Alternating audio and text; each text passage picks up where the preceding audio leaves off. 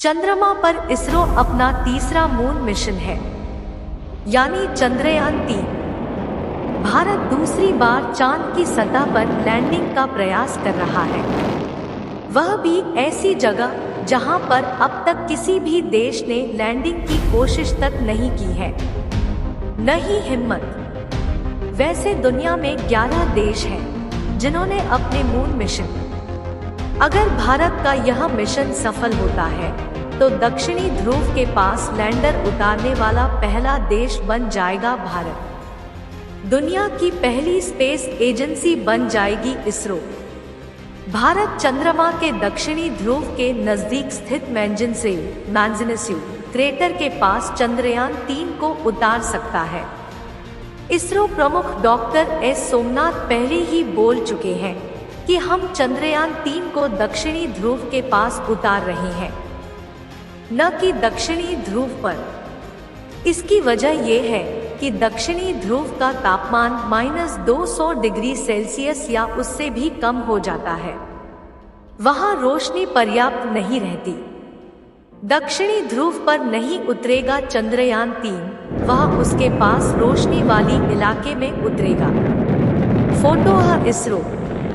अगर चंद्रयान-3 के विक्रम लैंडर में लगे सोलर पैनल्स की रोशनी नहीं मिलेगी तो वह ऊर्जा कहां से पाएगा। लेकिन विक्रम लैंडर जिस जगह उतारा जा रहा है वहां पर आज तक किसी भी देश ने अपना कोई भी यान नहीं उतारा है। दक्षिणी ध्रुव के सबसे नजदीक अगर कोई यान उतरा था तो वह था 10 जनवरी 1968 को उतारा गया अमेरिका का सर्वेयर 7 स्पेसक्राफ्ट, लेकिन ये जगह चंद्रयान-3 के लैंडिंग स्पॉट से काफी दूर। भारत चंद्रमा के दक्षिणी ध्रुव के नजदीक स्थित मैंजिनस्यू क्रेटर के पास चंद्रयान-3 को उतार सकता है।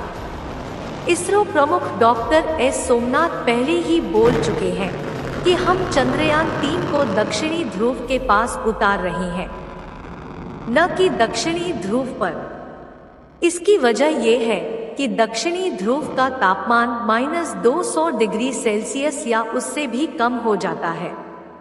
वहां रोशनी पर्याप्त नहीं रहती। चंद्रयान-3 भारत ने 14 जुलाई को चंद्रयान-3 को चांद की ओर रवाना कर दिया। यह 40 से 42 दिनों में चांद की सतह पर सॉफ्ट लैंड करेगा। उससे पहले यह धरती के 5 और फिर चंद्रमा के 8 चक्कर लगाएगा। अब सवाल यह है कि आखिर स्पेसक्राफ्ट को लैंड कराने से पहले गोल गोल क्यों घुमाया जा रहा है? क्या इसे सीधे चांद पर नहीं भेजा जा सकता है? चंद्रमा धरती से 3.83 लाख किलोमीटर दूर है। वास्तव में यह दूरी 4 से 7 दिनों में पूरी की जा सकती है, क्योंकि नासा अपने यानों को चंद्रमा पर किसी समयांतराल के भीतर पहुंचा देता है। इसरो ऐसा क्यों नहीं करता? क्यों इसरो के प्रोजेक्ट लंबा समय लेते हैं? क्या इसके पीछे कोई विशेष कारण है? दरअसल इसके पीछे 2 कारण हैं। पहला कारण है कि दूसरे ग्रह में अंतरिक्ष यान को सीधे भेजने की प्रक्रिया महंगी होती है। यह गलत नहीं है कि इसरो अपने यानों को सीधे चंद्रमा तक नहीं भेज सकता। इसरो के पास नासा की तरह बड़े और प्रभावशाली रॉकेट नहीं है जो चंद्रयान को सीधे चंद्रमा के गोलाकार आवरण में प्रवेश करा सके। ऐसे रॉकेटों को बनाने के लिए हजारों करोड़ रुपए खर्च करने पड़ेंगे। हालांकि नासा की तुलना में इसरो के परियोजनाएं सस्ती होती है। 4 दिनों में चांद पर पहुंचा जा सकता है। सन 2010 में चीन का चांदी 2 और उसके बाद चांदी 3 भी 4 दिनों में चंद्रमा पर पहुंच गया था।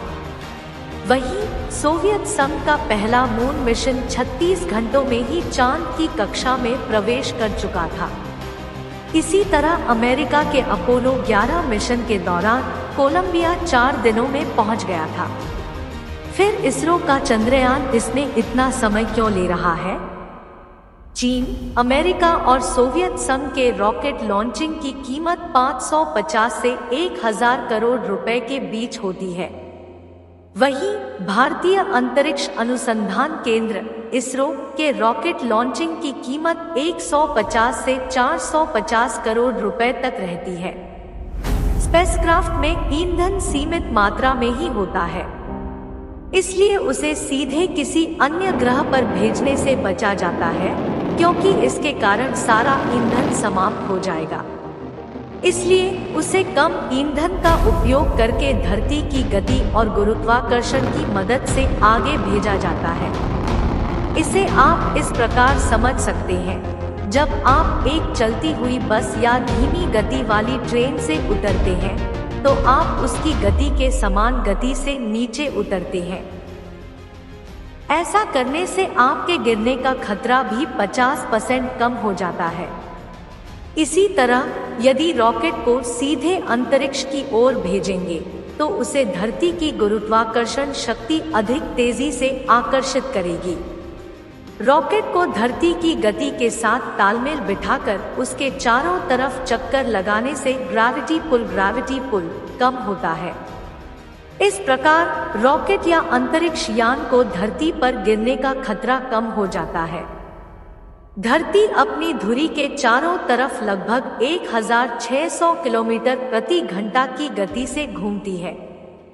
इसका रॉकेट या अंतरिक्ष यान को लाभ मिलता है, जो धरती के चारों तरफ घूमते हुए बार बार ऑर्बिट मैन्यूवरिंग करता है, अर्थात यह अपनी कक्षा बदलता है।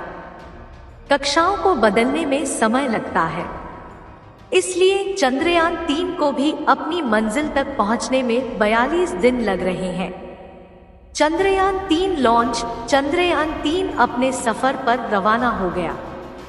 शुक्रवार को लॉन्च के साथ ही भारतीय अंतरिक्ष अनुसंधान संगठन इसरो का तीसरा मून मिशन चंद्रयान 3 को ले जा रहे 642 टन वजनी 43.5 मीटर ऊंचे रॉकेट LVM-3M4 ने श्रीहरिकोटा स्थित सतीश धवन अंतरिक्ष केंद्र से उड़ान भरी। चंद्रयान 3 के पृथ्वी की कक्षा में पहुंचने के बाद लूनर ट्रांसफर ट्रेजेक्ट्री में डाला गया। अगले 42 दिनों में 3,84,000 किलोमीटर से अधिक की दूरी तय करते हुए यह चंद्रमा तक पहुंच जाएगा।